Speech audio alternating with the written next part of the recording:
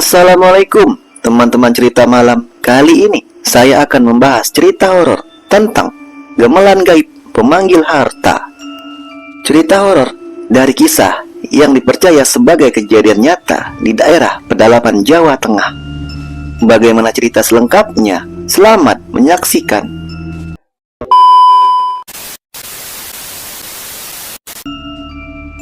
Di lereng Gunung Lawu ada sebuah desa yang dikenal sunyi dan jarang dikunjungi orang luar. Di desa itu tinggal seorang lelaki paruh baya yang bernama Sutarman, seorang penjual barang antik yang kerap keluar masuk ke desa-desa untuk mencari benda bersejarah.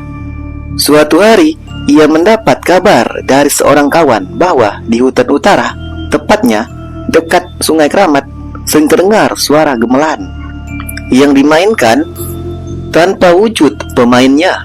Konon, siapa yang berhasil menemukan sumber suara itu akan mendapatkan kekayaan yang tak pernah habis. Tepat malam Selasa Kliwon, Sutarman memutuskan mencari sumber suara gamelan itu. Ia berjalan masuk ke hutan dengan membawa lampu, minyak, dan keris peninggalan ayahnya.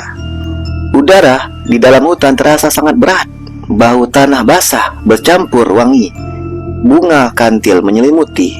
Sekitar tengah malam, dari kejauhan terdengar suara bonang dipukul perlahan-lahan, disusul dentingan saron, kenong, dan gong besar yang bergetar panjang. Suara itu begitu merdu, seperti memanggil.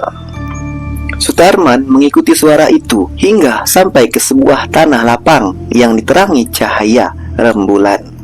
Di sana, ia melihat seperangkat gamelan emas berdiri sendiri, berkilau tanpa ada satupun pemain. Tongkat penambuhnya bergerak di udara, memukul nada-nada dengan irama halus dan mistis. Ketika ia mendekat, suara mendadak dingin menusuk tulang. Dari balik gamelan muncul sosok perempuan berkulit pucat, mengenakan kebaya merah darah. Wajahnya cantik, tapi matanya hitam pekat, tanpa bola mata. Ia pun tersenyum semar.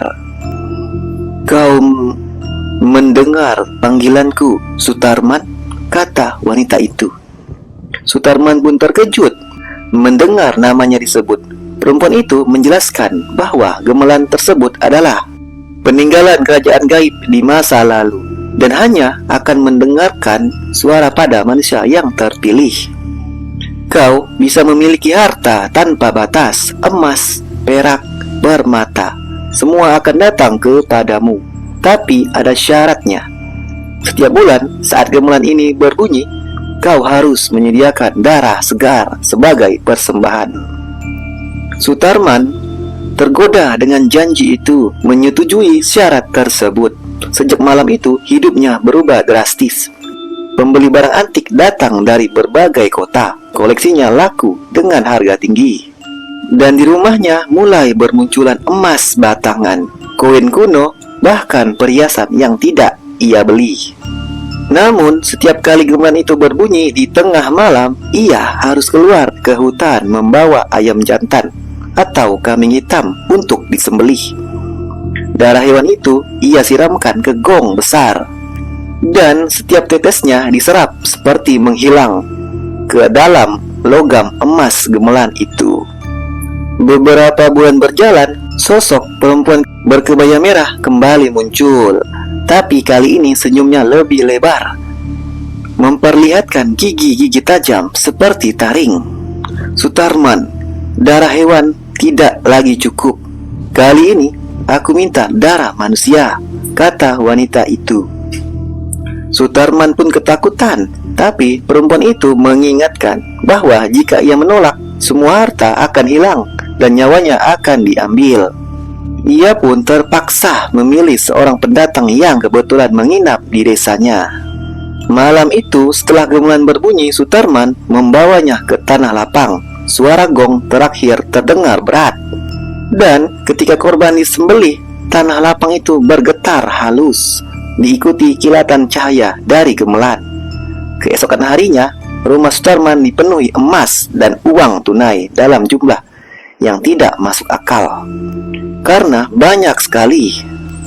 Bertahun-tahun Sutarman menjalankan ritual itu, namun rasanya bersalah dan teror terus menghantuinya.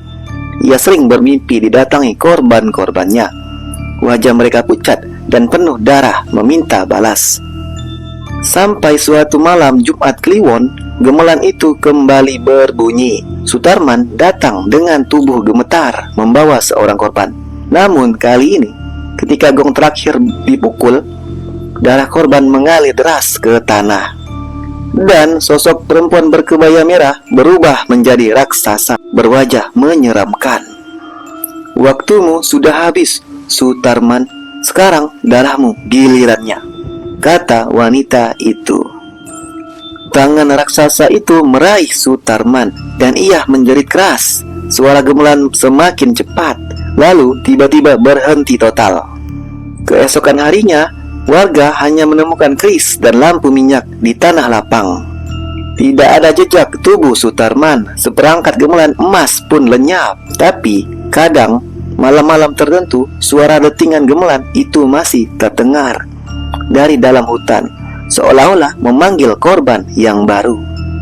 Nah, itulah sob, cerita tentang gemelan gaib pemanggil harta yang diambil dari kisah nyata yang dipercaya oleh masyarakat sekitar. Bagaimana menurut kalian? Tulis di kolom komentar. Semoga kalian suka dan terima kasih.